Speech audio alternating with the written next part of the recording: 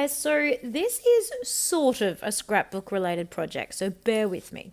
First, I got an old patty pan tin and I rubbed it and scrubbed it and cleaned it up as best I could with warm soapy water and some steel wool. Then I put it in the oven to make sure it was super duper dry.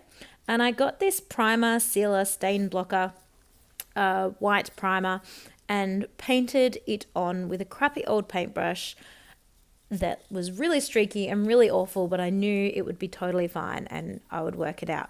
You can see I'm not a professional painter because don't shake up your paint bottles, guys. Get your paint stick and stir it up. But anyway, what I am doing, because I don't need to explain to you how to use white undercoat, you guys know how to do that. What I'm doing is I am making a little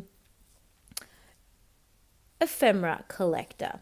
And so the idea is that Katie will sit this on her desk or on the top of her Raskog or somewhere nearby, and maybe when she gets a kit or if she gets a new packet of ephemera or things like that, she can separate them out and put them in each of the little patty pan holes and easily access them. I just thought this was so super cute, and the amazing Alice has done one of these. I saw it on her Instagram account and I was like, I really want to do that for Katie for her advent calendar. So kind of scrapbook related, as the final the final product is to use in scrapbooking. So the back coat has dried and I'm just putting on a second coat. It dries super quickly, this product. I pretty much did all of my coats in a couple of hours, really. It was a really quick process. I ended up moving inside because I started quite late and it got dark, and it was a little bit windy when I was doing this, and I didn't want to get lots of things blown onto, like little bits and pieces blown onto my patty pans. So once the back coat had completely dried, I flipped over and I'm now working on the front coat, just being careful to get all of the sides and making sure all of that is fully coated. The paint I'm going to use to paint this with actually says it doesn't need a primer, but I was concerned that if it gets a scratch or something in it, it would straight away scratch down through to the patty pan. And I thought priming it's not going to hurt, and it will just add a little bit of extra sticking power or staying power to the paint I want to use as the finished product. So I did choose to prime as well, and as you can see, it's not a whole brand new container of primer, so I had it in the cupboard. I didn't have to buy anything extra, so I just thought, why not?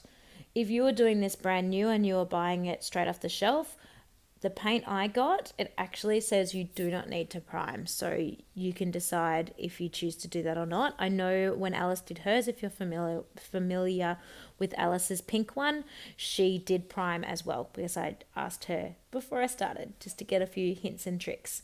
So I was really careful to make sure I'd got right in and around the patty pans and in underneath the sides there. And now I'm painting on the insides of each of the domes, and I'm again being really careful that this paint isn't pooling in the gorgeous shell effects, because I want to be able to see that shell indentation once I've put on the final product. I don't want that to be filled up with white primer. So I'm pretty much painting the primer on, then scraping a lot of it off with this paintbrush just to make sure it's not too runny or dribbly down in there, because I know I'm putting on a second coat anyway. And I'm also in the back of my mind aware that even if this primer is quite thin, no big deal, because I know that the paint that I'm using for the top coat says it doesn't need a primer. So this is me coming back through and really scraping out any excess paint from inside those patty pans, because I just don't want it pooling in the bottom and leaving dribble marks or having like a big puddle of primer in the bottom of the patty pan. I then leave that to dry, and I do a second coat on this as well, but I don't film it because I figure you've got the idea by now of what I'm doing. And I come outside with an old box, and this is the spray that I am using, the spray paint that I'm using. And it's best when you're using spray paint to do a really light coverage let it dry, and do it again. Even if you end up having to do 3 coats or 6 coats, whatever, it's better than trying to put on 1 coat really, really thickly.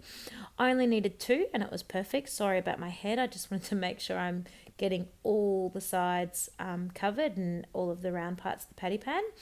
And this really took not long to dry. It took me like 10 seconds to paint, and I did all 4 layers, all 4 coats again in a couple of hours. And I was super excited with the way it looked. It just looks so awesome. I almost don't want to give it to Katie. I want to keep it. And it's got a gloss finish, this paint, and it's just beautiful.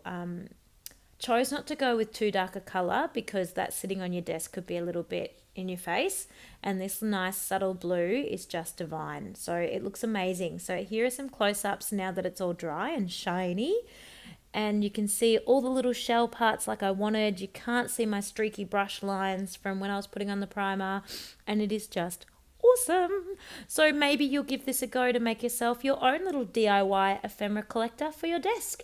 Thanks guys for watching our advent calendar videos. I hope you are enjoying them. Stay tuned for more, and we will catch you next time.